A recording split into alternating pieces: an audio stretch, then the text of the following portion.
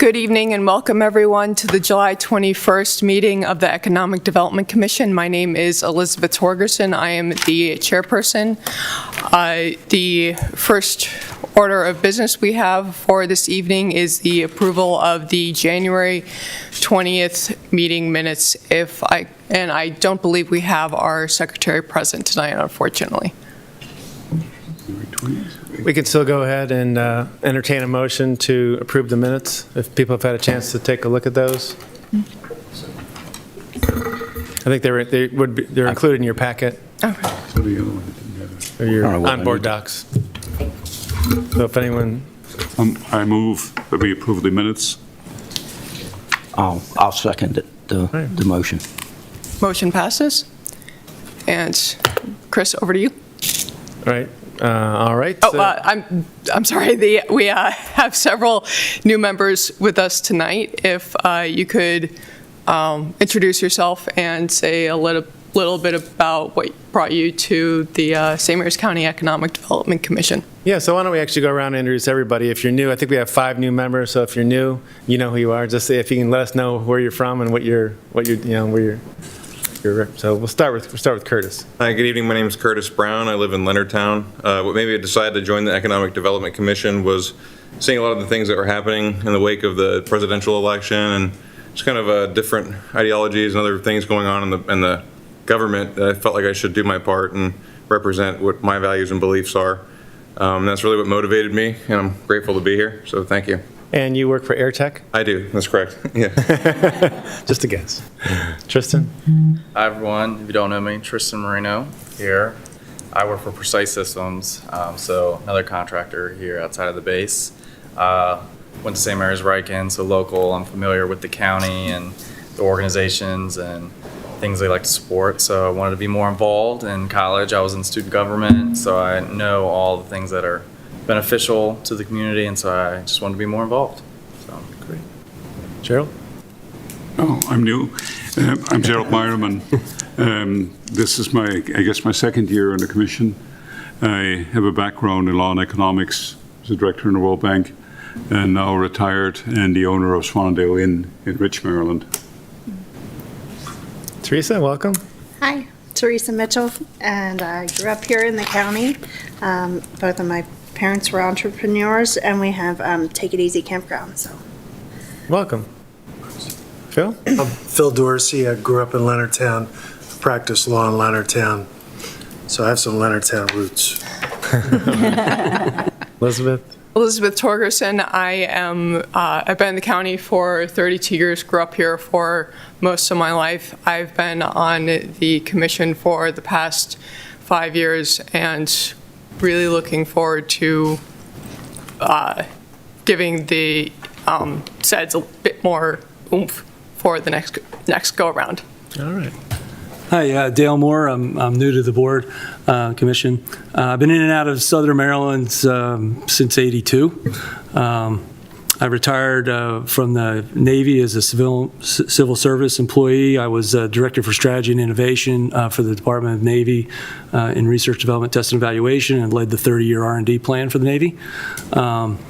And I've been in and out of Pax River. I just know how much potential there is within the county and the region, and I just want to unleash latent potential.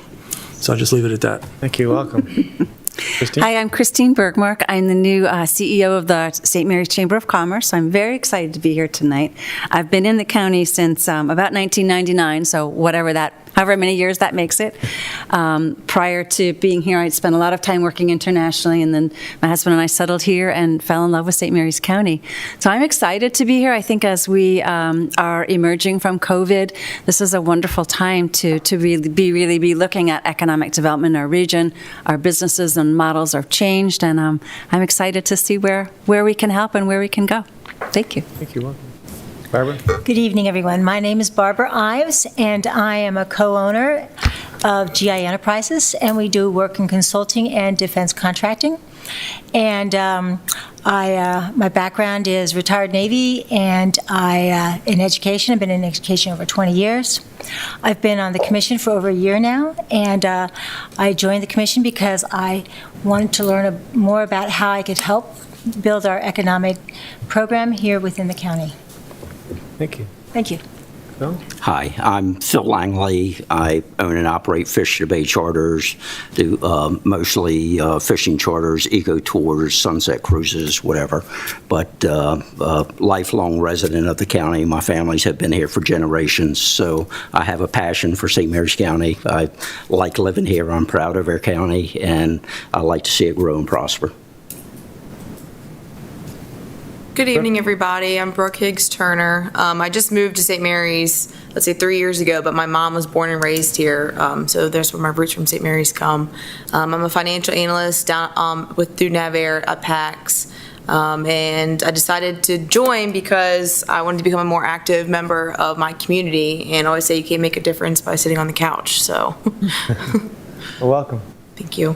Mike Schroeder? Hi, welcome. Mike Schroeder, Director of Operations. Can you go up to where Destiny's, sorry. Where do you want me? Where Destiny is. Hi, can I hold it like I can do is talk? It's like, hi. So, Mike Schroeder, Director of Operations for Naval Air Warfare Center Aircraft Division. Been on this board since its inception. Seen a lot of progress. Chris and the team have done a great job of making things go, and looking forward to the new members here and working with them. And apologize for being late, but I locked my daughter in the basement when I left to get to this meeting. So we were having a MacGyver moment to figure out how to get her out without me having to go back, and it was kind of comical. So we figured out if she went out the window, she'd be okay. But it was a. Yeah. She is an adult. She's not like she's 4 years I was old. half in the car heading home, and I said, "You can figure this out. I don't need to come back." So, but I'm gonna have to answer to somebody when I get back. It'll be fun. Well, we have 14 members of the commission, so Mike missed out their little musical chair. So we have only 2 members absent today, John Barr and Lisa Creason. Couldn't make it tonight, but this is a fantastic turnout. Just to introduce us, I'm Chris Castellanos. I'm the Director of Economic Development for the county. We have, oh, go ahead. Kelly Hinkle, I'm Deputy Director for Economic Development for the county. I'm Dana DiGregorio. I'm the Senior Admin Coordinator for DED. I'm Destiny, and I'm an Economic Development Specialist. And Catherine Stormont does not have a microphone. Catherine Stormont's Economic Development Specialist also. Well, great. Thank you and welcome. And I do wanted to say that I appreciate you guys volunteering your time to come out and work with us and help us out. I know there's other things you could be doing, so I definitely know it's a little bit of an effort, and we definitely appreciate your time. So thanks for trying to help us out. We appreciate that. All right. So I guess we're down to announcements. Is that right, Elizabeth? Mm-hmm. Yep. All right, I will turn it over to Destiny Mitchell for some announcements. All right. So everyone got their packets. The first announcement, I'm doing a pitch for the St. Mary's County Citizens Academy, which will provide a great overview of different county departments. The first session will be September 7th. If anyone's interested in signing up and learning more about the county departments and how we actually work and get into the nitty-gritty, you can call the number on the back of this pamphlet, or just let me know and I'll connect you with someone in the office. All right. And then the next 3 flyers are things that our department is a part of or initiatives that we're pushing forward. So this week, we actually have our first part of a 2-part series of the Virtual Crab Pot Accelerator, which is hosted by Southern Maryland Innovates, and it is helping to prep for Crab Pot, which is our annual pitch competition. And you'll see more information about the pitch competition soon. But this Thursday and next Thursday will be part 1 and 2 of an accelerator, which is helping businesses with their business plan, learning how to pitch, and that will be done by John Short from the College of Southern Maryland. The next flyer is a Southern Maryland regional effort, and you'll see there's a lot of different sponsors for this event. So it's the first annual Southern Maryland Black Business Month Mix and Mingle, and that's going to actually be hosted in Waldorf, but there's already over, I think, 55 businesses registered to attend this event, so really excited about that. The next flyer, we have one of our sustainable communities efforts, which we've talked about in these meetings a lot over the past 2 years. One of the efforts is to create a Lexington Park Business Association. So on August 25th, we will actually be having our first interest meeting. And so far, we've already got interest from 18 businesses who are interested in starting up a Lexington Park Association. So we're excited about that too. And then the last thing, last piece of material I'm sharing with you are our newly printed St. Mary's Young Professionals pamphlets. So the St. Mary's Young Professionals is a group that we help in our department, do flyers, help sponsor, create materials, and I'm also on the board. But I wanted to share this with you guys so you can see that we actually do have a St. Mary's Young Professionals group here, and you can share it with your businesses, organizations. I can email you a copy of this too, and I can also get you a few of these to share with your organizations as well. So those are the announcements I have. Very good, thank you. Welcome to Lisa Creason, who joined us. Hi, Lisa. We already did introductions. We'll catch up later. Just a reminder that we are televised live on Channel 95. Don't be intimidated, though. We're not that popular, so we do not have millions of viewers. So just feel comfortable and go right ahead. The next thing under new business is ACT Work Ready designation. This is something we talked to you guys about before. There's some materials that were in your board packet today. Just a little bit of an update and a little reminder or introduction for people that don't know what this is. ACT is the organization that does college testing, the SAT and the ACT. And we were approached by the College of Southern Maryland asking if we were interested in this program. They call it a Work Ready Community Program. And it's something that I think over 400 counties across the country are involved in and subscribe to. It's a designation, it's a worker designation. It's a designation for workers and also for employers and communities. So what it is it's job seekers and employees can reach a certain level of certification, and I think there are 3 areas that they can get certified in. And then they can use that certification to get jobs. And if they approach an employer that is seeking work-ready employees, they can say, I have this certification, and it kind of gets them in the door. It just kind of helps employers know that employees have reached a certain level of skill level in certain areas. And I don't know if I can remember the 3 areas off the top of my head. Do you remember the 3 areas? I can. Yeah. It's applied math, graphic literacy, workforce documents, and then soft skills. So St. Mary's County, Calvert County, and Charles County all thought it was a good idea, and we all signed on. We all took it to our commissioners, so we're all official work-ready community members. So in order for us to be a designated work-ready community, we have to reach our goals. And one of the goals is to have a certain number of employers who have agreed to advertise that they're looking for employees that have met work-ready skill level and have that certification. It's important for us in economic development to say we're a work-ready community. It just helps us compete. If employers are looking maybe to come here, we can say we're a work-ready county. They go, okay, good, we can hire people and we know that they've reached a certain level. So we're kind of at the point now, this is still kind of new to us. We're at the point now where we're talking to employers to see who will subscribe to this and who will actually advertise that they're a work-ready employer. And there are certain, it's a little more complicated than I'm going to be able to get into tonight. But there are within different fields, there are certain levels and different skills. So they can say they're work ready. They have work keys within, there's different job profiles. So they can say and that's not all the same for everybody. So we don't really, I'm not sure if we have any employers actually signed up as of today. No. We haven't really gone out full force. But we're going to be doing that. So again, this material everybody has this material, and if you need more information, we can give it to you. But we're kind of asking you to become familiar with it and maybe help us be ambassadors a little bit. I know many of you work for employers, and maybe you can talk to your HR people and let us know if they're open to hearing about it, and we can sit down with them or get on the phone with them and explain what this is all about and how we think it can benefit them. And one key thing I want to say that it's no cost for employers to sign up, because some employers might see ACT and think there's a cost associated with signing up. But to sign up and be an ACT Work Ready approved company, it costs you nothing. Employees that would go in, so say I'm a job seeker and I want to be certified, I go in and take a little test, I guess it is, and if I pass all the areas, I would be certified. If not, I can take courses over at CSM that can bring me up to speed. So there's courses that are specifically designed to get you Work Ready certified. Kelly, do you have anything to add to the Work Ready? Nope, you guys got it. All right. Any questions? I know it's a little confusing and I went kind of fast, but any questions? Gerald? Has anyone signed up from the I'm ready to work side? Because we're having difficulty finding people to work. I noticed that the gas stations are now offering $500 for anybody who wants to sign up. So I'm just wondering how, you're working on the demand side, obviously, but what about the supply side?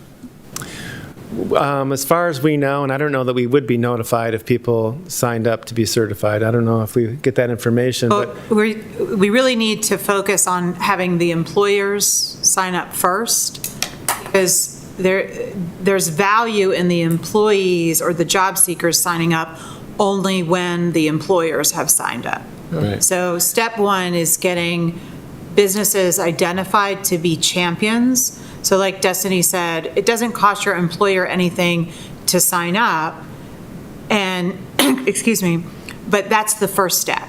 And so it's just, we really need to get that handled, and then we can push it out to job seekers through those channels where we know job seekers are funneling in, and promote it in that way. But Gerald, you do bring up a good point, and that is that where we are today is that employers are, in some cases, desperately seeking workers. So, the idea, and we talked to the folks at ACT about this, is, they're kind of looking, in some cases, for any warm body to fill positions. And here we're saying there's another level that they'd have to kind of meet in order to be, to hire somebody or to get hired. And they understand that, but I think it's still, I think what they found out through their research, and if you go on their website, they have a lot of information that really can teach you what this is all about. But I think what their research has shown is that many times employers will hire somebody and they find out that they're deficient in certain basic areas, and it takes them a little bit of effort to get those people up to snuff, up to speed. So this says, I know if I'm hiring this person, I know they've got these three basic areas kind of covered. They can do certain things. So this is different than the exam they take to get into a college, right? Right. So would this be something administered at the high school level, like across the cohorts? So do you know, Kelly or Destiny, where exactly they go to get certified? Do they go to CSM to get the certification? So I think our last meeting, some of it happens at CSM, and then the second phase was to partner with the schools to see if they would implement that to test the high school, like the seniors and the juniors. But the first step, CSM will have it first. It's a community college. It would do testing. So I'm thinking about a test or some diagnostic that kind of gives them some vectors or directions into areas that, are along the lines of what their interest and skills and capabilities are. I know I took an engineering test early on, and it validated that, hey, I can do that. Right. So, that was really helpful for me. Yeah. We think it's a good program. Again, we're kind of just dipping our toe in it at this point. We haven't been into it that long, and we're still learning it. So we're committed to trying to make it work. So right now we're, again, trying to reach out and talk to employers. We've reached out to MedStar St. Mary's. We're talking to the county's own HR director in a couple of weeks. And a couple other, we're trying to start. I think our approach is really to get a couple of the larger employers on board. Yeah. And sorry, Mike, I have my back to you, and then say, hey, we've got these big guys, and go to some of the other employers and say, hey, we've all signed up, or these employers have signed up. Are you interested in learning more about it? So, any other questions or comments? So a lot of companies like NVIDIA, Microsoft, others, they offer their own in-house certifications, to get certain stature and things like that. Is that an area of emphasis in the county to try to get people accredited to those kind of, so they can serve at places like PAX and some of the local businesses?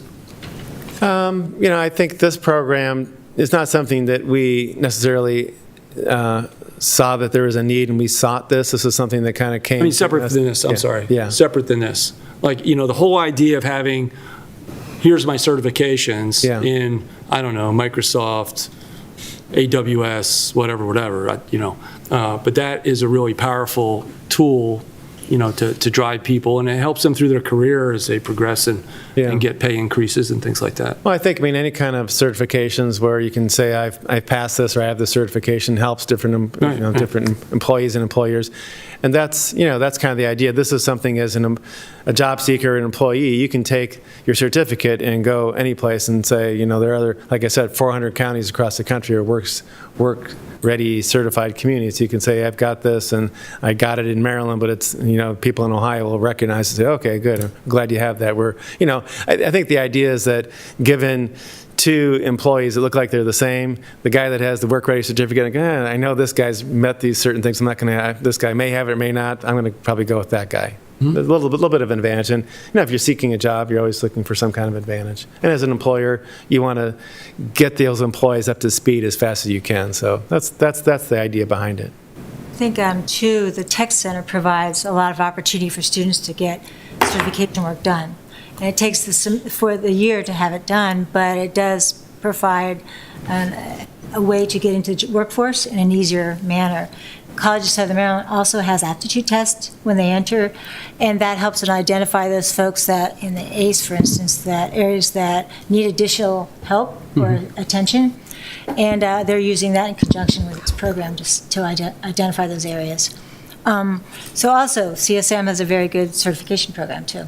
But that takes someone to be able to identify this is the area I'm interested in going into. And that's been the challenge with finding those folks interested to go further into the next area of Microsoft. Is that really what their niche is? Is this what they're really interested in? That's what they're trying to, most students tend to have a challenge figuring that piece out. What's next? What's best going to help me into the career? So I think career coaching is really important for that reason. So that was just a quick update and introduction to that topic. The next topic is the Airport Innovation District update. Those of you that have been on the commission for a while know a little bit about it. The Airport Innovation District, we actually had a meeting out at the UAS test site. Again, just a quick background and a little bit of an update. The quick background is that a couple of years ago, the county designated the airport and the area around the airport as an innovation district. This is something that we self-declared. And the idea is that there are innovation districts across the country. Innovation districts are a mix of assets, I'll call them, that are kind of in a dense area. And these are things that relate to innovation. So you may have educational facilities. You would have businesses that are innovative businesses. You would have incubators and accelerators. But you'd also have a mix of other types of things. So you'd have established businesses, different types of businesses. You'd have high-tech businesses. You'd also have some industrial businesses. But you'd also have some retail businesses, and you'd have some residences, too. So it's a place where people can live, work, and play. But there's innovation and ideas going on there. And there's also an idea of socialization, networking, and collaboration. So we felt that we had these assets at our airport, and it's unique that we're actually at an airport, but we have established aviation-related companies at the airport. We have creative things happening there at the UAS test site. We have the Higher Education Center, which is the University System of Maryland at Southern Maryland, and their new, under construction, almost done, third building, which is called the SMART Building. I got a tour of it yesterday. Super impressive. I think it's like a $90 million building. They've spared no expense in this building, so they're going to be doing testing and research on autonomous systems, air, land, and sea. There's like a pool area and a giant room, and they're going to be doing all kinds of really, really interesting stuff. They have a small anechoic chamber. I mean, they have an RF, whatever. I mean, stuff that I don't even know what they're talking about, but very, very impressive. So that's happening there. That's obviously a key asset. The county has an incubator, which I'll talk about in a second. Techport is over there. So we have small companies, larger companies. We have, if you go up to the boundary for our innovation district includes Airport View Road, so up at the industrial park. So we have companies up there like Triton Metals and Platform Aerospace and those types of companies. So they're included in the innovation district. And also we have Wildwood Residential Area, which I think is our largest residential community. And then if you go out towards 3 Notch Road, we have the shopping center, Wildwood Shopping Center. And we have the business offices there also, the Wildwood I forget what they call it, Wildwood Business Park or something like that, whatever the name is. So we had a master plan put together about, I guess it was about 18 months ago. We hired a company out of Silver Spring, Tortigalis, and the idea was that we still have some vacant land and we're kind of new at this. So tell us how we can build this out to really maximize all the benefits we could possibly get from this innovation district. And they're an international company. They just did a super job. I didn't bring a copy today with me, but you can see it on our website. And by the way, our website is yesstmarysmd.com. So please go to our website if you haven't seen it. It's very impressive. Thanks to Catherine and the crew for putting that together. You can see it there. The master plan is great. A lot of good information. Talks about what an innovation district is and how we can build that out. So they have some ideas. So it's not a, some people look at it and go, well, I see where you have buildings here, and when is this going to be built like this? And that's not the idea. It's not a site plan. It is an idea of what could be built. So they'll have some residences over here and a museum over here, and they'll have some businesses over here. At the end of the day, it's not going to look exactly like that. And different people own different land. So the county owns the airport proper, we own the terminal, but other people own other parts of the innovation district. So things may turn out that way and they may not, but at least we have some kind of plan. And if you don't have a plan, anything can happen. So we wanted to make sure we were a little more proactive, a little more directive for what could happen at the airport. So that's that. A couple of updates with that. One is Techport. Techport originated when Mr. Mike Schroeder, who was the head of the tech transfer office at the time, came to me and said, I've got some money and I need to do something innovative, and what about an incubator at the St. Mary's County Airport? And I said, that sounds fantastic, especially if you have the money. So Mike and I spent a lot of time determining there was no building there, so we figured out, we worked with Ken Reed at Esson Aero, we put a building up there. There was enough funding to fund management of Techport for 3 years. And we had the University of Maryland run that incubator, and they hired some folks to run it. We had some clients in there. That funding ran out about 3 or 4 months ago. So no money. And the building is not owned by us. It's owned by Ken Reed at Esson Aero, but we re-upped the lease. It was our prerogative to do that.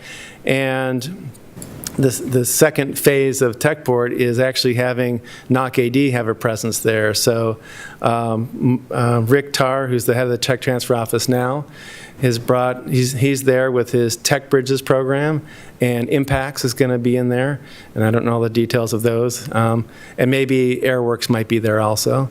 We also have the Naval Aviation Services Systems Consortium, right. So Gary Kessler, so it's a consortium. So obviously it's a different look for Techport, but all these entities work with smaller companies, innovative companies, which is good because we want to have innovation happening. We want to have smaller companies there. So it's a little bit of a change for Techport, but super exciting. I'm very excited to have a really strong NOC AD presence outside the gate. I don't know that you have a presence like that anyplace else in the county. So and by the way, Mike, if you need to speak, you need to come to a microphone. So you're welcome to sit up here if you want to. So I'm very excited. So it's just starting. Rick Tarr was out there the other day. I'm not sure if Gary Kessler has moved in yet, but they're going to bring some people and some different programs, and interesting things will be happening there. So it's important. They also are very excited about what's happening with the SMART building. There's a connection there with that building. So a lot of things are happening. We're excited about it. The final thing with the Airport Innovation District is that as part of the master plan, they talked about kind of branding the airport and having an identity for it. So we hired Arnett Muldrow, a company out of South Carolina, is that right? Greenville, South Carolina. They're the company that worked on the town of Leonardtown's updated, refreshed logo. We knew them a little bit from that effort, so they came in. We did an RFP and we selected them, and they came in and did a fantastic job. They work with the stakeholders in the airport area. Some of you were involved in the stakeholder discussions, and they went through a process, and it was kind of crammed into 2 days. And they came here and got a tour. We took them up. I didn't take them up, but they went up on an airplane and they got the full tour, and they really got to see what it was about. And they spent a lot of time listening to people and asking questions of, what do you think this is really about? And they wrote down everything. And we had several work sessions. We had a kind of a steering committee and a larger group that they talked to, and they come back. Their process is to kind of work full-time, 2 days, night and day, and they come back, and by the end of the time before they leave, they have a concept, and they show it to the steering committee and say, this is what we came up with. First of all, here's what we heard you say this is about, and they kind of put it into some clauses and some sentences, and then they actually have a name and a look for what this is going to look like. And the idea is that this brand identity will be used throughout the district. It's a little bit about what it is, but also can be used on signage and just kind of, again, for the look and the idea and the feeling for what this innovation district is about. So they came back to the stakeholders and kind of did a little unveiling, and they went back and they're doing some tweaking now. Really, really positive response from the stakeholders who were involved, saying they really, really like what they came up with. The name, I can't say. I'm forbidden from saying. It's going to be unveiled at a commissioner meeting on August 17th. So tune in and you'll hear the secret name. And You chose a great company to work with for branding in North Carolina, because they work just like that. They go out, they get all the information, they put together, and they have a product almost immediately. So it's a great choice. Yeah. I think too that they do great video work, which might be good advertisement for the county to think about for the projects we're working on here in the future.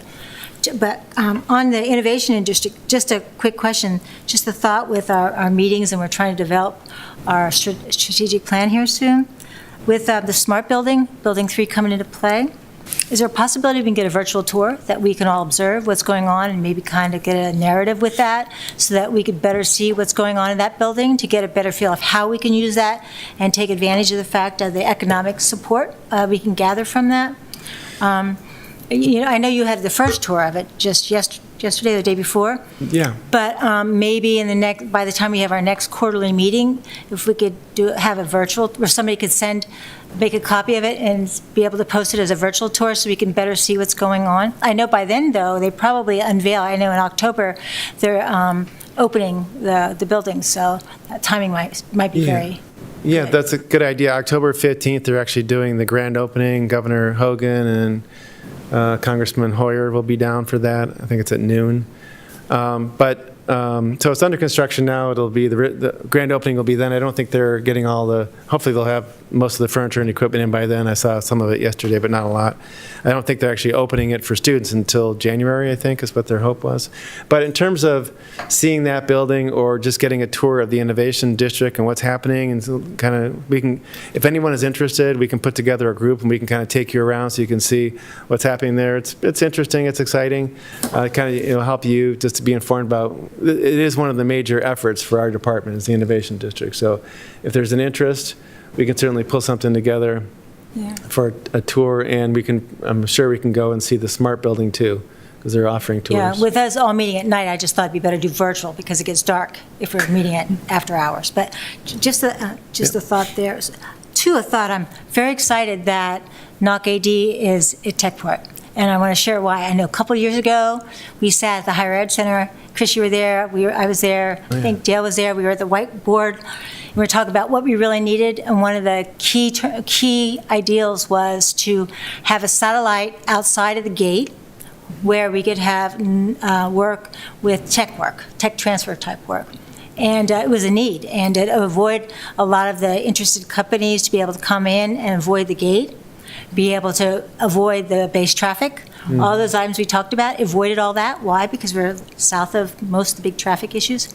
So I think it's outstanding that we've moved forward on that, and now have a connection that's outside the gate, further north to be able to reach out and support the community more, and these new businesses looking to start up. So just wanted to say kudos for that. Absolutely, and I think that we could easily build it out. The Knock ADs roll outside the gate and at Techport into the new initiatives subcommittee for the SEDS update. That would, I think, I'm sorry, lost my train of thought. We would be well served to take advantage of that opportunity. Yeah. A final thing I forgot to mention is the terminal building is a building owned by the county. Terminal is a greatly underutilized asset. It's a beautiful building. When I first came here, I walked in there and I said, why is nobody in here, and who owns this? And they said, well, the county owns it. And I said, fantastic.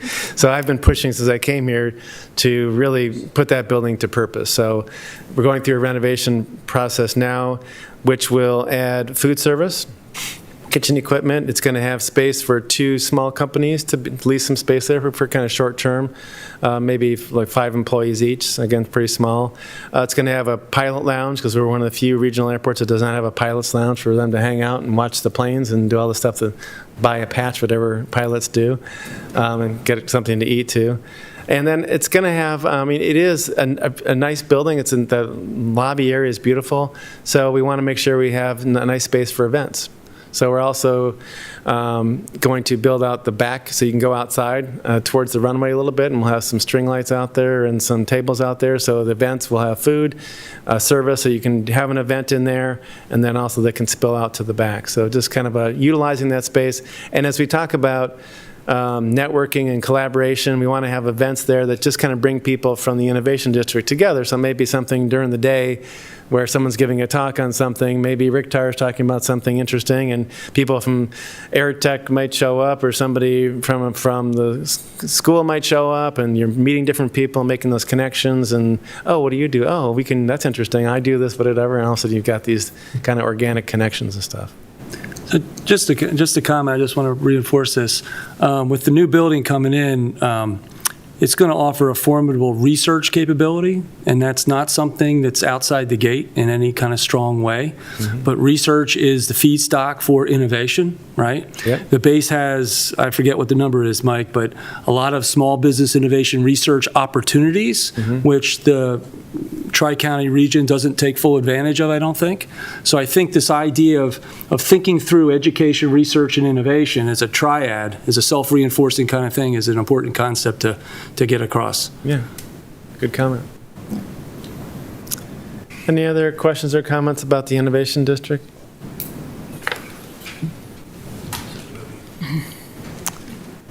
Anything, Mike, any comments on the Innovation District? I know you were... Champion what Dale was saying and Barbara in terms of the shift out there. I mean, moving the tech transfer office out there, partly driven by COVID, allowed us kind of to think differently about how we're operating as an organization. We're doing more teleworking than we were ever doing, like everybody else. But we started to see, like, well, we don't have to be behind the gate there to do everything. So, moving the tech transfer office out there, and they're not there permanently. They're going to be out there 3 to 4 days a week. But establishing things like the NASC, which is this, again, a consortium-based model where it allows us to reach into small businesses, non-traditional type of companies that can support the DoD and kind of crash through all the bureaucracy that exists with the normal government contracting. So those elements all tied together, the smart building, the research component, all drives us to a kind of a nexus to the next level where, you started going. I think it'll accelerate even quicker. So if you look at the NASC, Gary Kessler told me, there's about 700 companies that are members of that consortium that the Navy can tap into. So companies who want to engage may want to join that consortium because they become part of that streamlined acquisition process. The other thing is Techport is the Airworks folks, their whole specialization is translating R&D into engineered products and services for the warfighter. They are that translation piece with strong in-house engineering talent versus just farming it out to a prime, so to speak, right?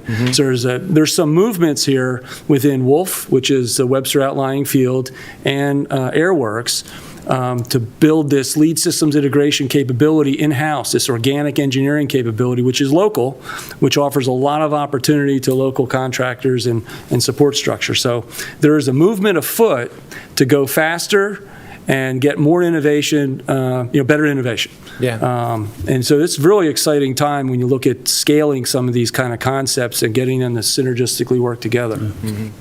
Is Go ahead. this anticipated to be like low security work, or will it be various levels with the work going on there? In various levels, but probably mostly in the unclassed domain, just because of the nature of what you have to put in place for that. But it could go that way over time.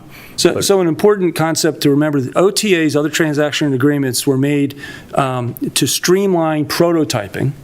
But one of the angles you can take on it is if you put, and you have to compete for it within the consortium, is that if you have a clause in the initial solicitation for the option to go to production, you can do that. So it is a streamlined approach to build a prototype, and if the customer likes the prototype, then all of a sudden you can get, 100 units, boom. And you don't have to go through the typical bureaucratic, oh my God, process. All right, good comments. I also would just want to invite any member of the commission, if you want to kind of get up to speed more, if you're interested in something, drilling down a little bit more, just contact our office. You can contact me or Kelly or anybody and say you want to spend a little time with us, and you can come into the office and we can kind of go through some of the stuff you want to kind of drill down a little bit, because there's a lot. Some of the stuff we kind of go over fast, and if you have an interest in something, you want to learn a little bit more, I invite you to give us a buzz and send us an email. We're open to that. All right, so item D on the agenda is the SEDS work session meetings. So just a little bit of background. The Economic Development Commission has really only been in business about 7 years, I think.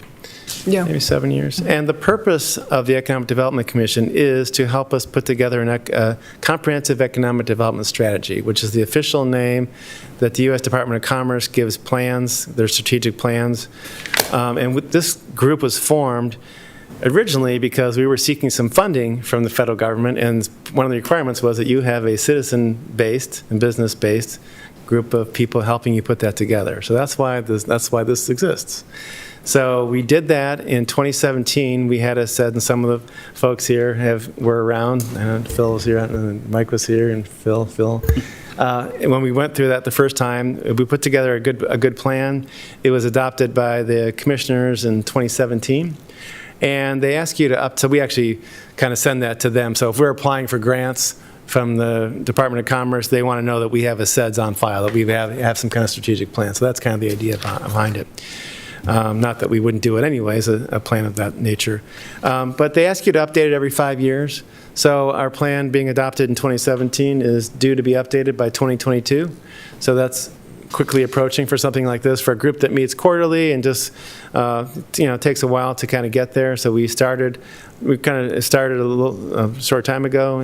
We haven't gotten very far so far, but this is fine. We're on pace to meet our deadline. Not a problem at all. So we have a document that I believe everybody has. It just looks like writing on both sides. And at the top it says, EDC structure for updating comprehensive economic development strategy, SEDS. And that gives you a little bit of information that's important to our process as we move forward. So at the top are the 5 priorities which we've self-identified that are important to us. So first one is the Airport Innovation District Master Plan implementation. I just spent time talking about that. Second one is Sustainable Communities, Lexington Park Initiative.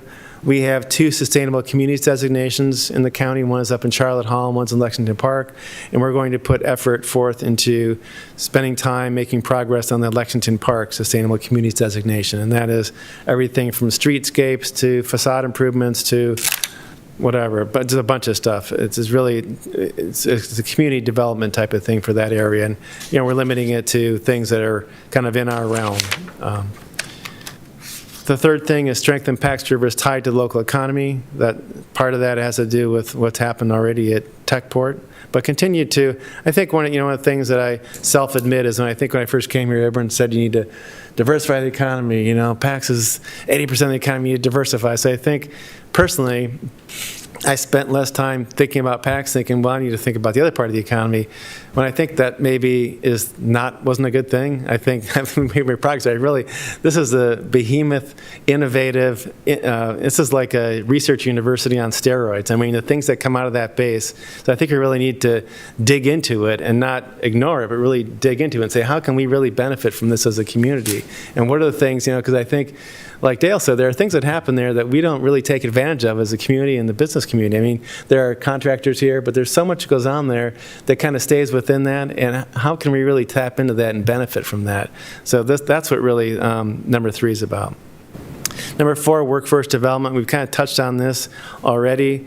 We know there's a shortage of workers here, and every place across the country is competing for talented workers. So that's important to us.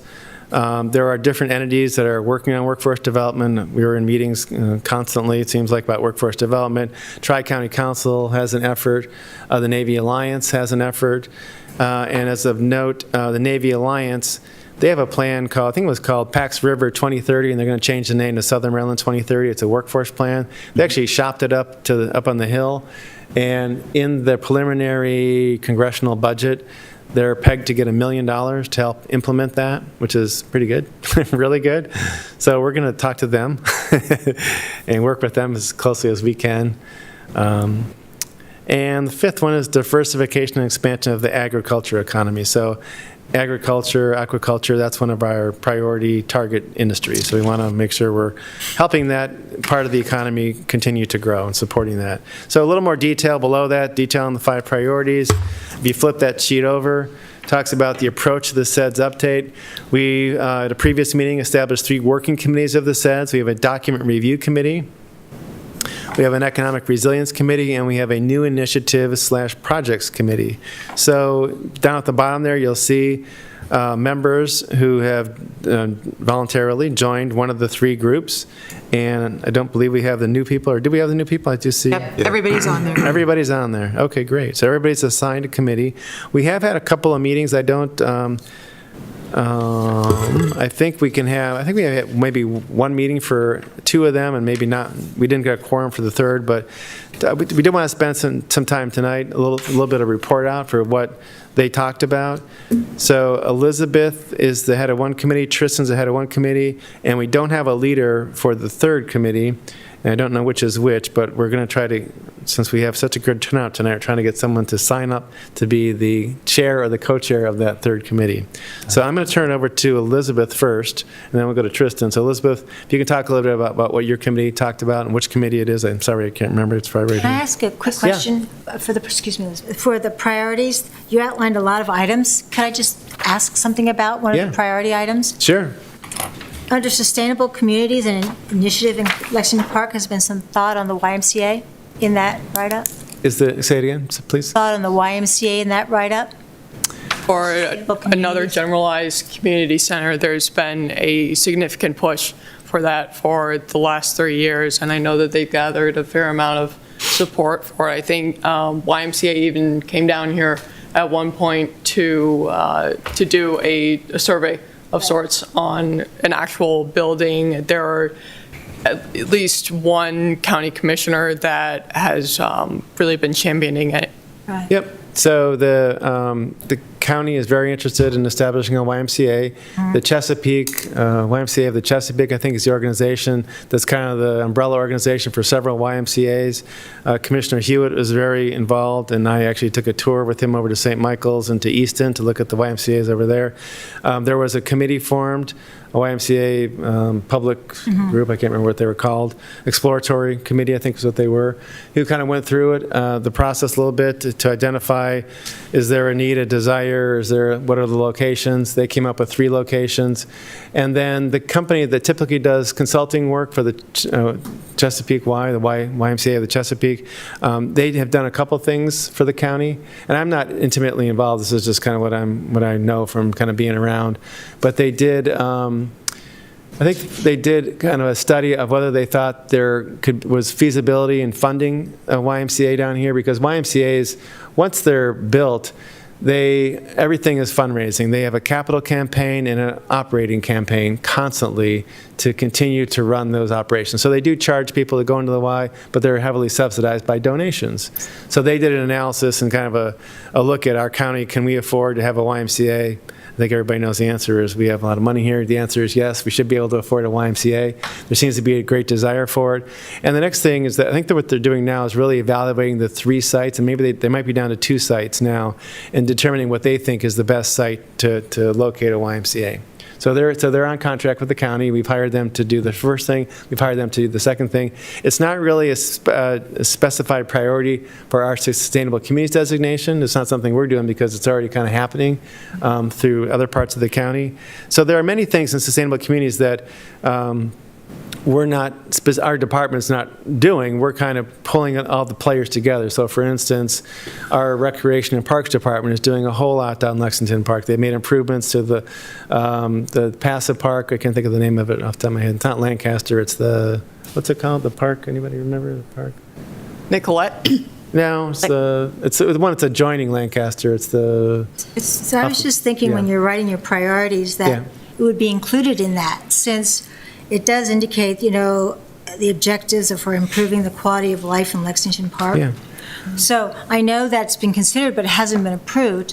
But 22, you know, we could include it in the strategy as a piece that we're looking to and use it as a strategic. Build it into the new initiatives and projects. Right. Well, now, That too. well, I'll just say that to kind of continue in order to get a sustainable community designation, you need to pull together a group of people, stakeholders, and we did, private sector, public sector, the housing authority, developers, and we actually updated and came up with a plan for a sustainable community. So we actually have priorities, and we have pages and pages of very specific projects that we want to pursue. So the plan that we submitted to the Department of Housing and Community Development was very specific about what we want to accomplish over the next, I can't remember the time period, 3 or 5 years or something. So we do have a very specific plan. I can't remember, Kelly, maybe you remember, is the YMCA listed in there at all? It is not specifically listed. I guess what I would add, Barbara, is if the project evolves to a point that makes it appropriate for sustainable communities to be involved,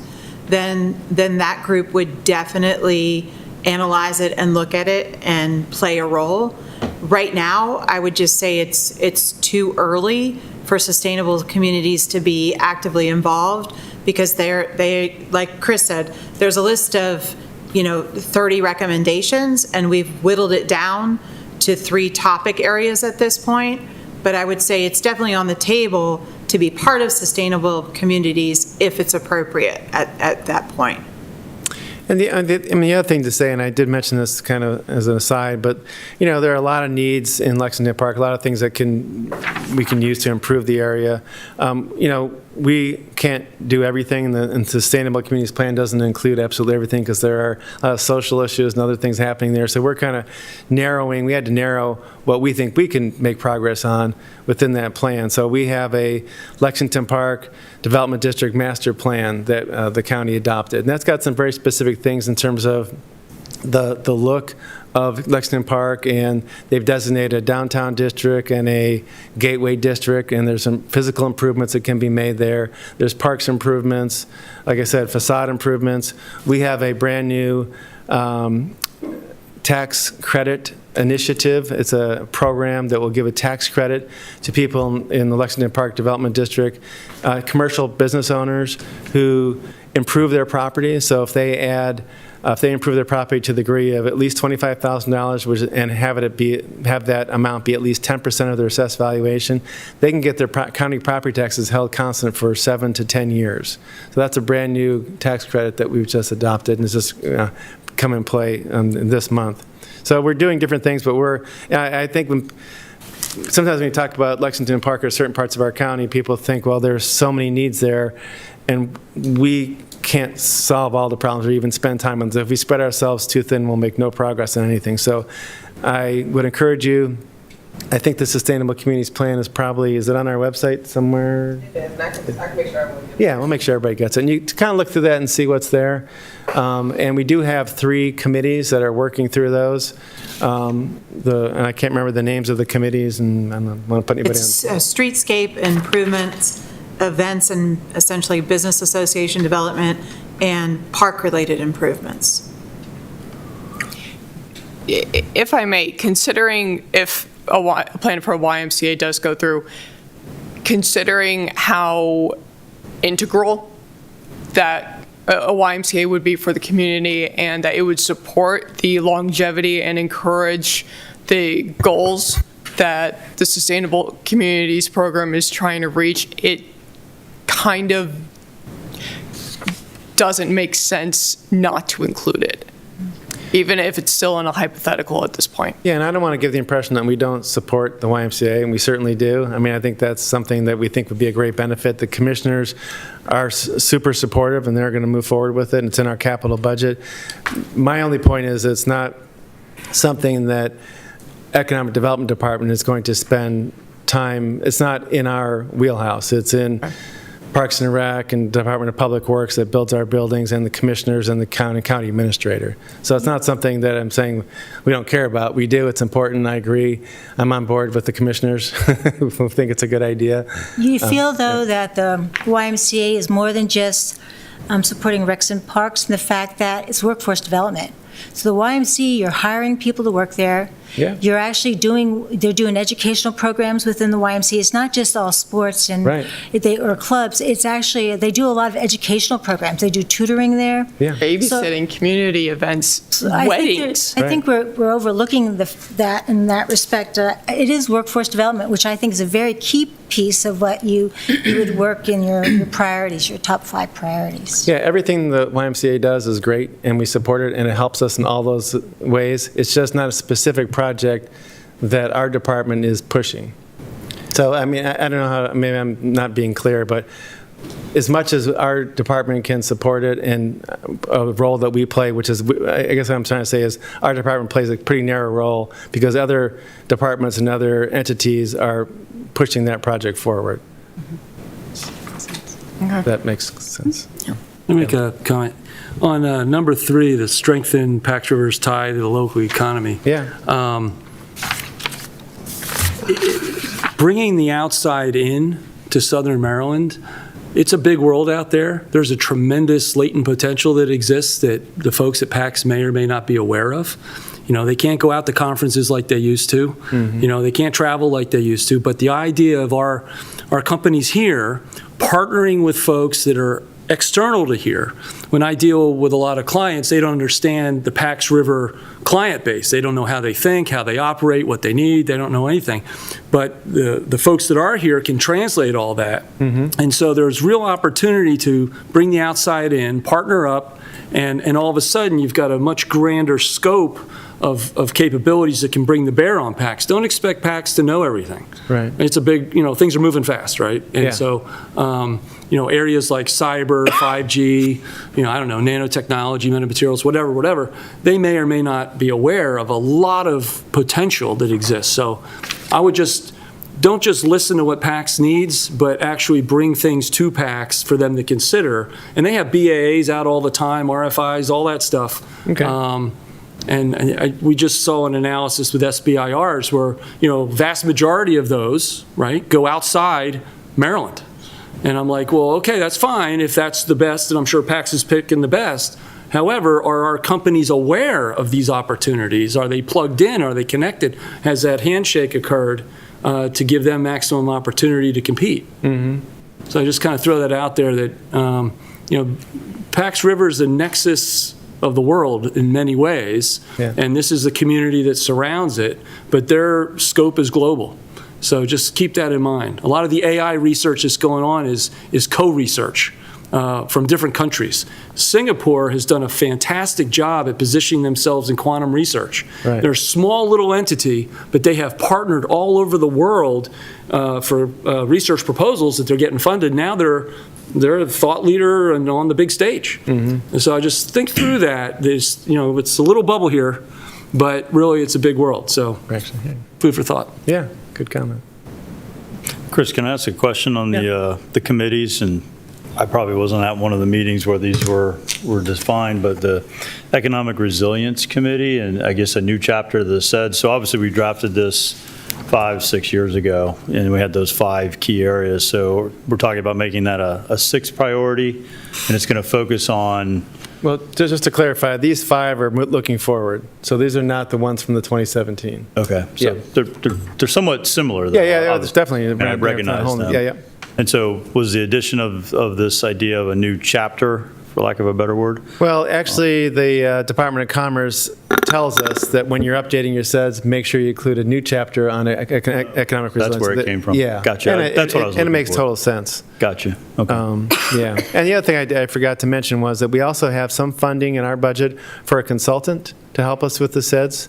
I can't remember the dollar amount, $25,000 or something, which is not enough to someone, we can't just say, write the SEDS for us. There's not enough money for that, but they can help us with certain parts of it, and we haven't determined exactly, we haven't gone out with an RFP or with the scope yet. We don't know exactly exactly how we want to use a consultant. But we do, I think it'll depend a little bit on what you guys tell us and what you guys see a need to help us put a scope together. So just so you know, we have the funding to do that. Chris? Yeah. I have a question. Go ahead, I'm sorry, Doctor. When might you anticipate the RFP going out for a consultant? I like to do it sooner rather than later, but we don't have any deadlines yet. So we're open. Yeah, Phil. So just a point, I suffered through the University of Maryland presentation for SEDS, as did several of you. And it was really tough to get through. It was dry. And you were at every one of those. Yeah. And it was extremely tough. So, recommendation, if you're going to get another consultant, make them her a little livelier and crisp and get to the point instead of on and on and on. So just a clarification. So we're not starting the SEDS from scratch. We have a SEDS. We're kind of updating it and revising it. So we're not to that level. And yes, I know that was a painful process. I came in right when, so we had hired the University of Maryland to actually help us do some research, and they did great work. The presentations were very long and very dry, and I know it was painful. I watched it. I was actually not here yet. I was still in Arizona, and I watched and I said, oh my gosh, I can't wait to get there and stop that. I could tell it was bad. You did come in time. It was funny because they panned to the group, and you'd be out, people like, please stop. But they did good work, and it's still a lot of relevant work. I know Elizabeth has read it pretty extensively. There's some good stuff in there. And it's not like they did bad work. It just it was a long, laborious process. It's a very academic approach, and if you aren't versed in that world, it's a good bedtime story for when you're suffering from insomnia. Right. I think that's a great word. The thing is, very, very academic and wasn't very on the ground.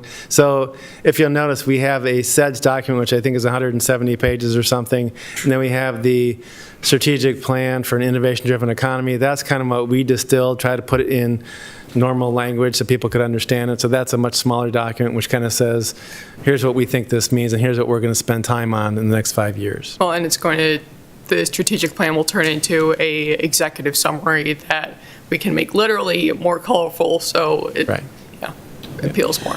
I also think this is an opportunity to be more poignant. The update, like Chris said, we're not starting from scratch. We have a 150-page document. Not every page in that document needs to be updated. Some of the information is still relevant, some of it is still current. So we don't want to embark on this that we have to develop a second 150-page document. No. I don't think any of us have that intention in mind. Elizabeth, you and Gerald co-chair the Document Review Committee. You may get to the point where much of the background analysis and data is fine. It's not that old. You may decide that there are some key points that need updated based on new census data, but you may find that much of it is still relevant and we're heading in the right direction with the background, with the SWOT analysis that is included in that document. If you look at it, you're like, yep, those are the same strengths and weaknesses today that existed 4 years ago. So this is actually one of the things that Destiny and I were talking about in our after meeting. The vast majority of the data that's in the current SEDS is from anywhere ranging from 2010 to 2016 and can easily be updated with the release of the 2020 census data. So that will give us a big leg up on making sure that it's timely and that it speaks to the priorities as they exist right now.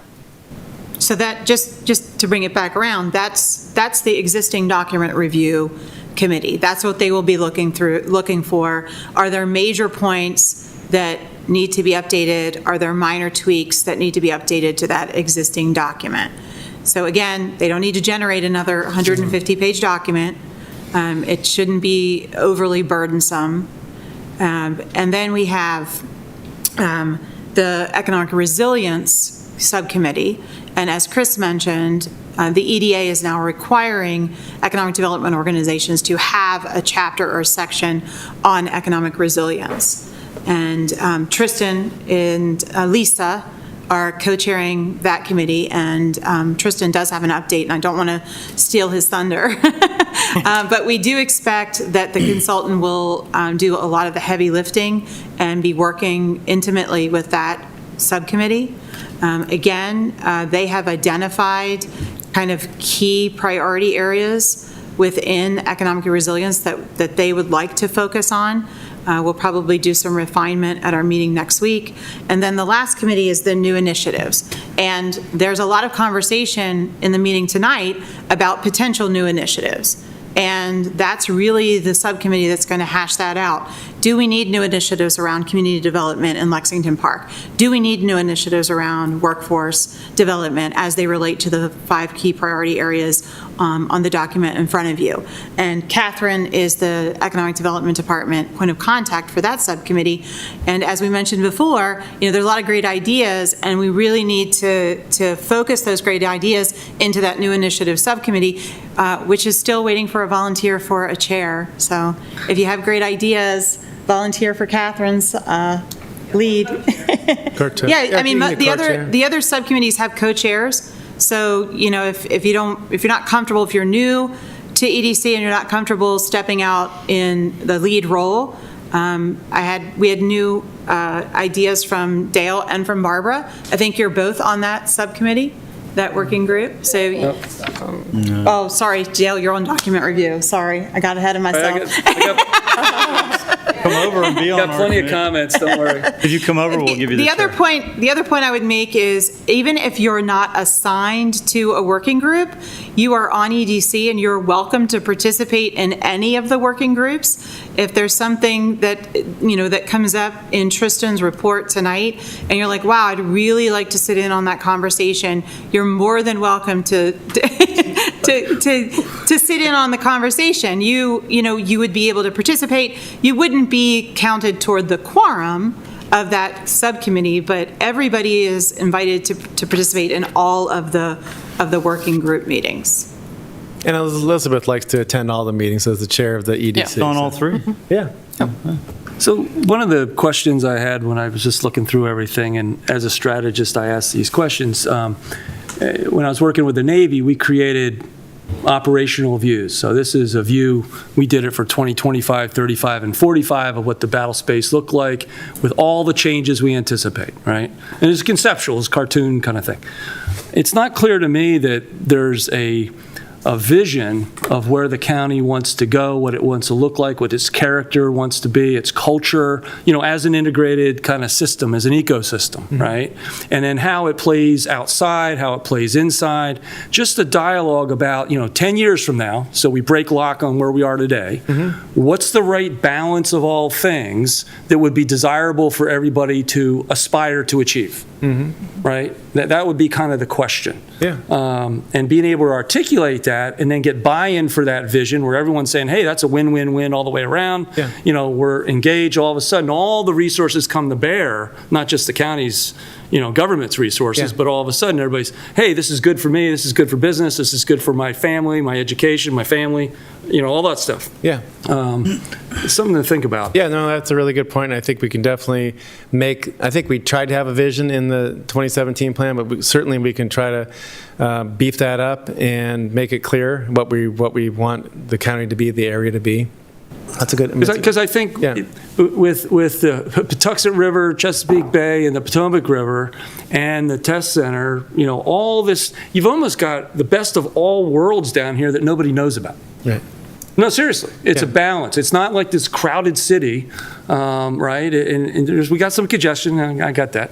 But you really want this vibrant, kind of thriving ecosystem like a rainforest, right? That is the metaphor that they use, right? Yeah.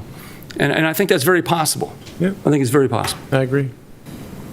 So we'll turn over to Elizabeth to talk about your, and Gerald also, you talked about your document review committee. So I think did you have one meeting? Is that so? Actually, we were not able to develop a quorum for the first meeting, but Destiny and I got together later on and hashed out a few preliminary goals and things to consider. Immediate goal would be to develop a plan to tackle the review of the SEDS over the next 6 months. A bit further on from that, to ensure findings and recommendations are still valid, suggest minor revisions where necessary, identify gaps and where new research is needed. Some things to consider as well, how to feasibly conduct the document review and update. And for that, we were thinking of chunking it up into 2 or 3 chapters at a time, or per subcommittee meeting, and going with that method. The tone of the strategic plan, or rather new executive summary, do we want to create a more integrated approach to the plan that it more accurately and closely reflects what is in the actual SEDS? Embracing the base and its opportunities and weaving it into the plan instead of defense versus diversification, and putting the two at odds, that we more integrate the base and, inside and outside of the gates, but tamp down the linchpin status that led to the 2013 sequestration. Ag and Seafood Board and Visit St. Mary's will be invited to future meetings to provide insight on those sections of the plan.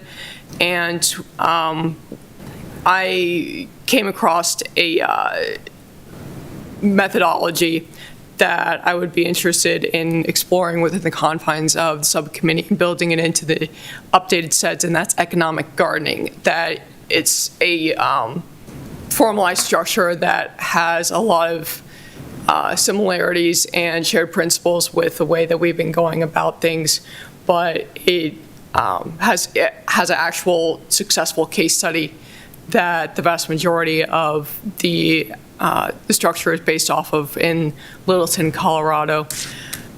But it's a more formalized way of of developing a strategy that may lead to more concrete results as a process, instead of it being slightly esoteric, that we could enumerate things a bit more. And for all the new members, if you are interested in, for the subcommittees that you're on, if you're interested in taking a leadership role, we would be more than happy to have you. As it is, we need a co-chair and co-chair / note taker for the new initiatives subcommittee. And if you have interest in any other ones, please see Chris and Kelly. Yeah. All right, we'll turn over to Tristan now. He's co-chairing, along with Lisa, the Economic Resilience Committee. I know you guys had a meeting, so I participated. It was a really, really good discussion. So I'll turn it over to Tristan. Yes, thank you, Chris. So co-chair, but also note taker at the same time situation, but it was a good meeting. Yeah. Kelly provided the committee with a pivot plan from a neighboring county, so we're all able to review that, get a better idea about resiliency, if we're new to the committee. So I have some notes here that I'll run through, and I'll get straight to the point for Phil. I don't want to keep us too long. But so we were able to review the pivot plan. Make note that St. Mary's County is unique and offers great opportunities for it to grow, and better prepare ourselves for disruptors or shocks or vulnerabilities, as mentioned. And so we really tried to narrow down, as Kelly mentioned, what those vulnerabilities might be. So budget cuts like sequestration was one that we mentioned. Natural disasters like hurricanes or causing power outages, flooding of roads seems to be a big issue in the county. Pandemics, we're kind of trying to move away from that, but yes. Another disruptor we narrowed down to was e-commerce and the growing online shopping and the move away from brick and mortar shops. So, if that were to happen in St. Mary's County, that would definitely pose a threat to a lot of the jobs in the area. Additionally, there were areas of opportunities to the committee as well. If John Barr was here tonight, he would be able to speak on one of those. But he did propose the cottage industry, which is new to me. I hadn't heard about it before, but if you just think of anything that someone is making inside their house, a small business, that could also be something good for new initiatives. If, as we've mentioned, someone's elected, so we can get that rolling. But yeah, I thought that was new and I hadn't heard of it before. And overall, concluding with the additional funding in the budget to propose for a consultant to come in when the RFP is set out. So that is the notes there. Great, very good. We don't really, I think the New Initiatives Committee did not meet. They didn't have a quorum, is that right, Catherine? We had technical difficulties, Oh, plus yeah. a quorum issue, there were locusts swarming, So economic resilience is coming in strong for 2021. Yeah, so just. You were resilient. Yes. Exactly. Can I just clarify? So when I asked earlier about the economic resilience, I was thinking about the framework of when we started this 10 years ago. Yeah. The basis was about diversification, which I'm interpreting, I guess, a little bit on the same term of economic resilience. It was about if the base work was to go away or something was to occur in that defense sector and the impact it would have, how strong would this community be? So that's when I saw this committee. I was thinking along those terms is what we were talking about. So it sounds like I understand the approach you're going after now, but that was what I meant earlier when I made the comment. So Okay. that was, just wanted to bring that forward. So. Okay. Yeah, just for clarification, these, and Kelly, correct me if I'm wrong, but these committees can all be virtual meetings. They still need to be televised live. So I think our staff has a presence in this room, and we have to make sure this room is available, but then the committee members do not actually have to be here. Is that accurate, Kelly? Yeah, so you all have gotten the calendar invites for your working group meetings, and we have made them all virtual because we've seen the challenges that exist when we make them hybrid in this room. Generally, when it's a hybrid, the folks that are attending virtually aren't really able to engage at the same level.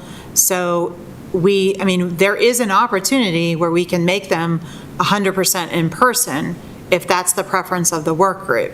But it would still need to be in this room, televised on Channel 95 and on YouTube. So we're really leaning towards either 100% virtual or 100% in person, but either way, it will be. Is that a change in procedure or rules or? The county, just the open meeting rules, the county always likes to televise what we do, so things aren't. So I think almost all of our boards, committees, and commissions are televised. And especially, there are a couple, I think the Ag and Seafood Board is not at this point because they're at the Ag Center and there's some farmers that have some difficulty coming to this room and whatever.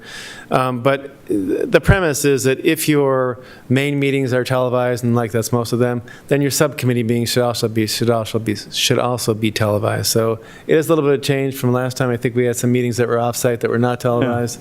But we've gotten some direction that they like, just so people who want to follow along can listen in and see what's going on. So that's the idea. Just can be difficult when you're doing brainstorming sessions and you got the sticky notes up and you're doing all that. It's a little hard to pull that off if you got to be sitting at your chair with a mic or something in front of you. Just a thought. But however you want to work it. Yeah, but you can do virtual stickies with the Miro tool If or you're something good at all that equivalent. stuff, right. Yeah. But so you can't have a hybrid setup, right? It has to be either or. You can, but we found that it doesn't work very well. You have to, if some people are in the room and some people are virtual, the virtual people feel like they're out of it. This is what we're finding in virtual meetings these days. So we've set them up all to be virtual, but if the group says, I want to come together, you'd come together in this room and you could do your work that way. And we did fully explore, do they have to be televised? And the answer was yes. So we asked that question many times. I know. So it is a change. I like making the sausage and then bringing it back. And right, yeah. It's not gonna products. So, okay. So I'll put people on the spot. Does anybody want to co-chair or chair the new initiatives group? We have names listed there, which I won't call them out, but anybody? Anybody? Bueller? We will, we'll make phone calls tomorrow. Anybody? It's not a whole lot of effort, but, anyways. All right, well, At the risk of being week 2 on the job, I would volunteer to co-chair. all right. Christine Bergman. I'll also just add for the New Initiatives Committee, the goal is also to have the consultant assist with that working group as well. So the idea would be that the working group would identify maybe 3 or 4 new initiatives that the consultant can help to flesh out. So you're just going back to the amount of work that it will entail. We're not asking the New Initiatives group to submit a 40-page document on new initiatives. It's really, what are the thoughts around new initiatives, gaining additional knowledge about existing programming that is currently happening in the county around some of those initiatives, and determine, if that's the direction we really need to go with updates to the SEDS. So there is staff assistance, and then we're hoping that there's bandwidth for the consultant to also assist with new initiatives. Just trying to sweeten the pot for somebody to be a co-chair. Hearing silence, we'll move on. I'd be happy to co-chair of that new initiatives. Okay, great. Oh, there you go. I'll stick my neck out. So we're going to move Dale. We'll move Dale off of document review. No. But you can leave me there. Yeah, you can. Can I do both? Yeah, you can do 2. Okay, is that Kelly? Like any? Is that Sure. works for me? Thank you for volunteering. He didn't get applause.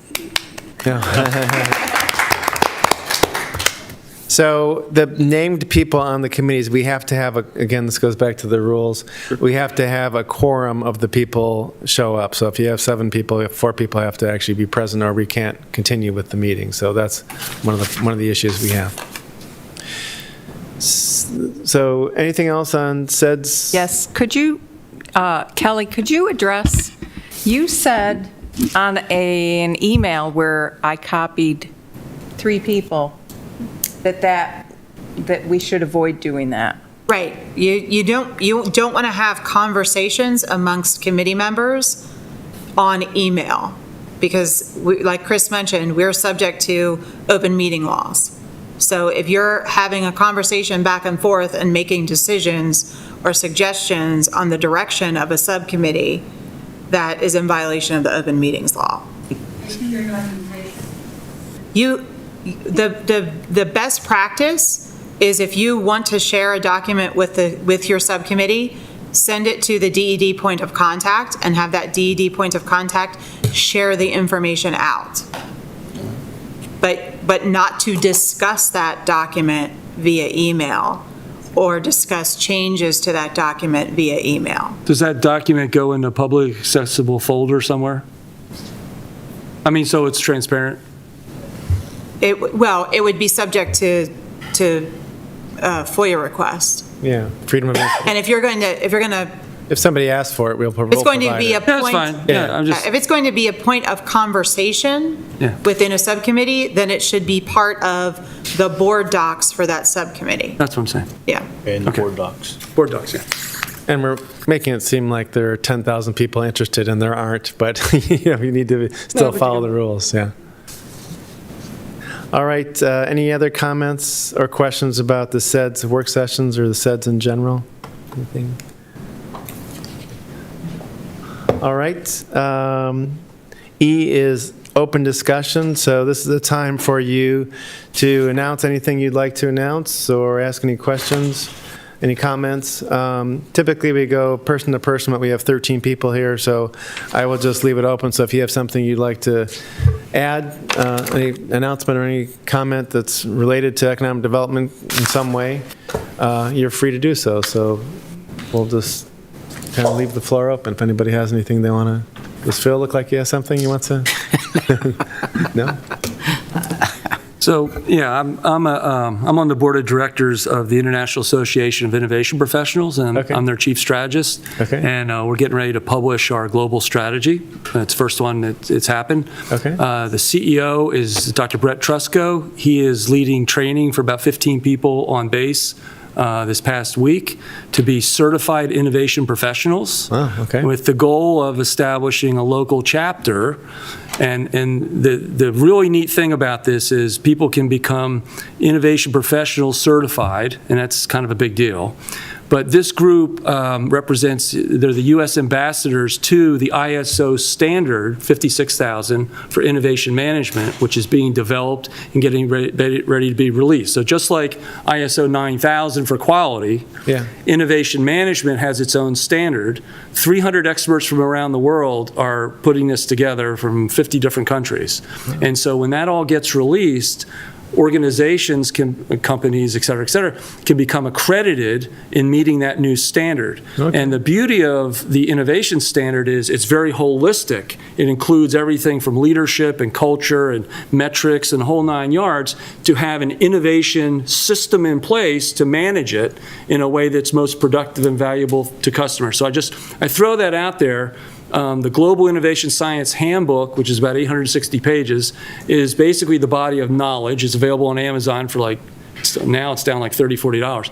But we're in the process of writing a brand new follow-on book, and it will be aligned to the ISO standard. So it's going to have 72 chapters in it. Wow. So yeah, this is a big deal. I'm writing 2 chapters for that. Okay. So in the strategy space. So, but it's holistic. So I just throw that out there that there's a lot of learning to be done in innovation, which is kind of one of your core things, right? So learning and innovation all kind of together to take advantage of. Are you saying that I have to read a 900-page book? I have. Does every night. Chris, put it on my to-do list. Does it come in audibles?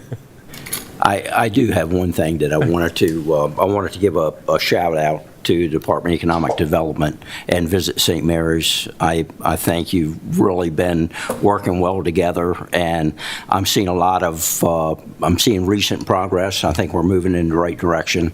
Vacation rentals, and a lot of it has to do with COVID, but they've been kind of off the charts this year. A lot of people visiting, coming to St. Mary's County and finding St. Mary's County as a destination.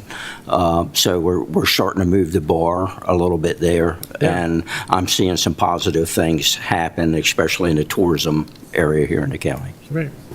One of the things we talked about previously was crossover to other county commissions and committees, and Phil is on our Visit St. Mary's Board of Directors, and you're also on the Ag and Seafood Board, is that right? And I don't know, Phil, are you still on the Ag and Seafood Board also? Okay, great. I don't know if there's anyone else. So, Gerald's on the Airport Advisory Board, right? And on SWECO. Yeah. SWECOM, rather. So it's good to have that crossover because we kind of need. It's nice to have that kind of input and perspective from different groups. Christine. So for the good of the cause, on behalf of the Chamber, I just want to invite everybody to the Taste of St. Mary's, which is September 11th, here in downtown Leonardtown. And then we have an upcoming golf tournament at Wicomico Shores on October 12th. Okay. So, yeah. And also Business After Hours. And Business After Hours, which this month will be here in Leonardtown at the Old Pub, hosted by Dogwood Staging on the 28th. At 5. So Business After Hours is just a gathering. Does it usually start at 5 o'clock or something? Sorry? What time does it start usually? 5 o'clock. 5 o'clock. And it's just a kind of a mixer, mingle type of thing? Sir, for members, for local businesses. Mm-hmm. Yeah. Yep. Those are nice. So welcome. Other comments, questions? Tristan? I'm going to say, echoing what Barbara said, I definitely have interest in going to see the Innovation District and getting inside look on that. So follow up if we were going to have a group or. All right, so we'll send an email out to see who's interested in doing a little tour, and hopefully we can tour the Innovation District and also maybe pop into the SMART building too, if we can pull that off. No promises. That leads me to perhaps say something about the airport. In the branding exercise, I think it became very clear that one of the concerns of people at the airport is that they will be overshadowed by non-airport activities. in that there will be an encroachment on the flight paths and on, the access and the areas around the airport in such a way that eventually it'll become useless. And that has happened with airports around the world. There are airports that were wonderful ideas where we could house refugees, we could house sick people, we could have parking, but ultimately the airport would go out of business. And yet we generate 50,000 flights out of this airport, out of this county every year. Yeah. We're the busiest regional airport in Maryland. We have a lengthened runway. We can now bring in larger airplanes. Yep. So we should not forget about that in terms of development of this county, that we are furthering innovation, but losing the core business of aviation. Because that airport is very closely linked to PAX as well. Right. So it's something that has to stay front and center. So and that's a really good point, it was definitely brought up. If you read the master plan that was put together, front and center is the airport needs to remain as an airport. If you go through once it's published, the documentation from the branding consultant and their work, they emphasize also the same thing. It needs to remain an airport. That's crucial. I mean, the fact that we have aviation-related companies that we want it to remain an airport is front and center. I mean, we're certainly not overlooking that, and that's an important point. So, yeah. One I think is interesting is that I've become very aware of, especially in the last few months, is the need for apartment housing. Apartment housing? So, yeah, it is a serious problem. So, apartment housing, so I've kept track of it. And so the idea of apartments is to support our teachers, folks new to the area, our emergency support folks. So what we've found is that if you get 5 open apartments 30 days in advance, you're lucky. And those usually go within hours of getting those apartments. Most apartment buildings do not have they have more than one bedroom. So all the bedrooms are booked continuously. People within the apartment buildings are happy because they're full, but the folks that are looking for a place to stay, trying to come down here and get jobs and be hired in, can't get a place. So the most that has been 5 apartments throughout the entire county.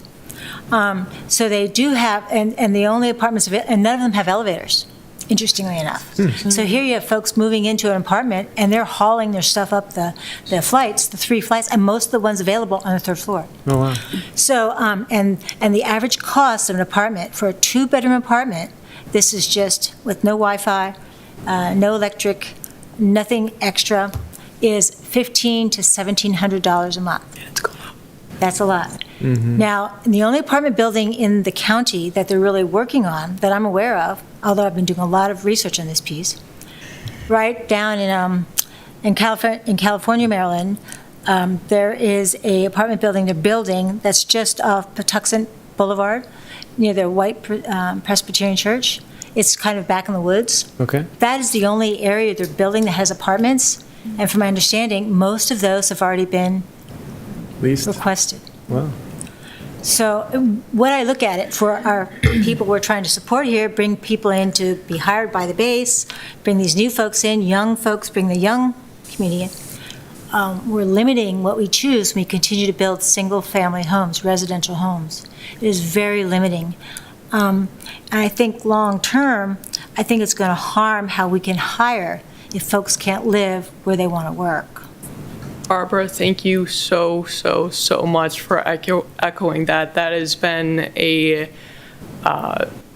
problem that seems to becoming increasingly central to the county and to workforce development that we keep coming back to, and it seems like in large part has unfortunately fallen on deaf ears. I agree 100%. I mean, housing is an issue, has been. Housing is expensive here. We talked at this group about really what we're missing is the variety of housing. So we have a lot of the newer developments are, 2 acres, 3,000 square feet, $450,000, and that obviously doesn't work for someone who's 28 years old and coming here and is getting a job on base. Apartments are hard to come by. They're expensive. The rental market's very expensive here. And of course, like other parts of the country, our housing market in general is pretty hot and hard, and the prices are going up. So, I think if there were more townhome type of developments, some smaller scale, some where people didn't have big yards and stuff, that'd be good. We don't have any, so, the market kind of dictates. I mean, if I'm a home builder and I can sell $500,000 homes all day and all night as fast as I build them, I'm probably going to do that versus selling something that's smaller and $250,000. So the market, it's kind of the free market system. But some places do have incentives for builders, or they're encouraging builders to build different types of homes, and less, younger people and also older people don't necessarily want 3 acres of grass to cut, and they don't want all this empty space in their house that they're heating and cooling and cleaning. So I think there's a desire out there. It's a kind of a tough nut to crack. I mean, because builders go out there and they're doing a big investment. And one of the other important things is when a developer buys a piece of land, it is so expensive to get that development ready. So by the time you go through all the entitlement process, by the time you do everything you need to do, stormwater, this, that, all the fees, all the engineering, you're into it for so much, you need to get a certain amount out of it. So I'm just speaking in general, but to go to a developer and say, hey, can you build $150,000 homes there? The numbers don't work in many cases. And if they can build more expensive homes, it's like, if you go to a car dealer and say, would you rather sell a $60,000 Cadillac or a $20,000 whatever, they're going to say, I want to sell that Cadillac. There's more money there for me. So I'm not arguing against you. I'm just saying it's a tough nut to crack, and a lot of places have that issue. But we have a real issue here. I definitely agree. I think county planning is important here. I know that we're not, everybody's in to make a dollar. I get that. But county planning is imperative if we're going to bring in the workforce we're looking for, because we can't afford them. They don't want to come here. They'd rather go to someplace they can afford down the road or other places. So I think that we need to be more cognizant of what we can do and how we plan the areas out, and support the young folks that we are looking to bring in. That's not happening. Mm-hmm. There's a good reason why it's not happening if they can't afford to live here. I would just add that the county is going through a comprehensive plan rewrite, and that's exactly where we can tackle some of these land use planning incentives and concerns. And they are encouraging public input and public participation. Really good point. So that's one place where you can actually potentially make a big difference in how the county is built out.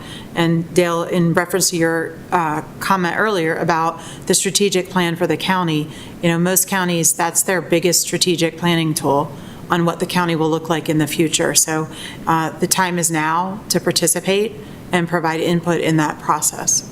And we can send out the information we have from our Land Use Growth Management Department for how you can participate and what their schedule is for putting together the comprehensive plan. That's a very good point, though. I've been talking to a lot of the new hires, and they're doubling up in these apartments and, co-sharing to make that happen. And it's been a persistent problem. We've been talking about this issue here for a number of years. It's obviously price relative, right? I mean, I have a son who's looking at DC, and he keeps sending me photos of these 600 square foot apartments for $2,400, and I'm just like, I'm amazed at the price points up there. But there's hundreds of opportunities to choose from up in DC. It's down here, it's very limited. I've talked to a number of new hires, and the Willows Road seems to be one corridor, and then after that, there's nothing available in the Wildwood area. And just one kid, I'm tracking him, and every day he's like, yeah, there's something there, and it was gone. In hours. So, but that's happening with homes too, is like you were saying. So it is a problem we need to address. And what they're finding too is not just the young folks, but there's a lot of folks that are ready to downsize. So they're selling their homes to downsize and looking to move into an apartment. Yeah. They can't find a place. Yeah. I mean, they just can't. And they can pay the price. And two, they can't walk 3 flights of stairs. Right. They need an elevator. I mean, it just makes good sense to have an elevator with an apartment building. Right. And that's city planning stuff, the county planning thing. So I do think it's important we look at it to support our community in that way.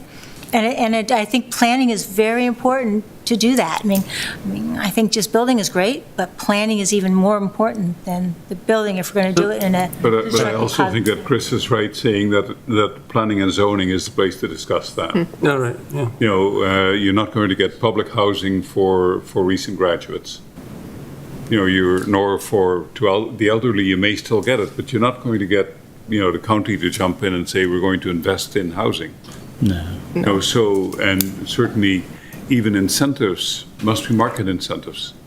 One of the big obstacles, and I guess Phil will be much more aware of that than anything else, but the time it takes to get a license to build something, you know, that is 3 or 4 or 5 stories high, you can build 50 houses in the meantime. So, you know, it's the market, but it is also the internal market. And this is one of the issues, I think, in terms of what we're working on here. There are a number of issues that we really cannot get into. I mean, to a great extent, for example, I think the biggest obstacle to the development of this county is the lack of adequate education.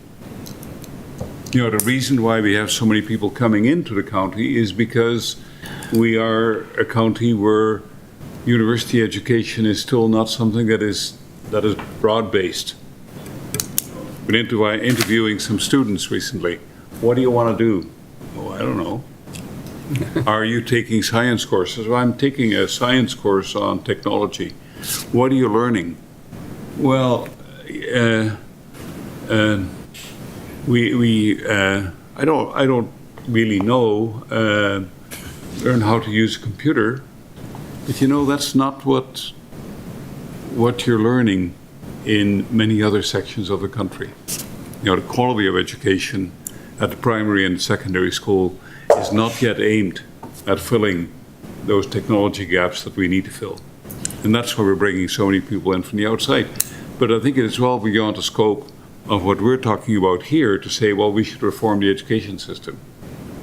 We can refer to it, but, you know, I don't think we can get into housing and into education and into healthcare and into all of these areas.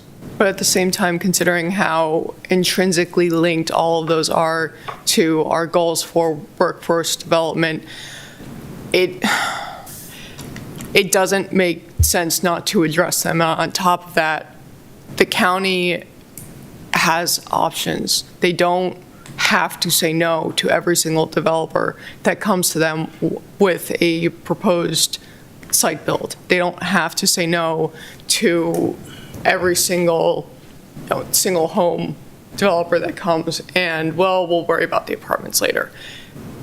They do have a choice.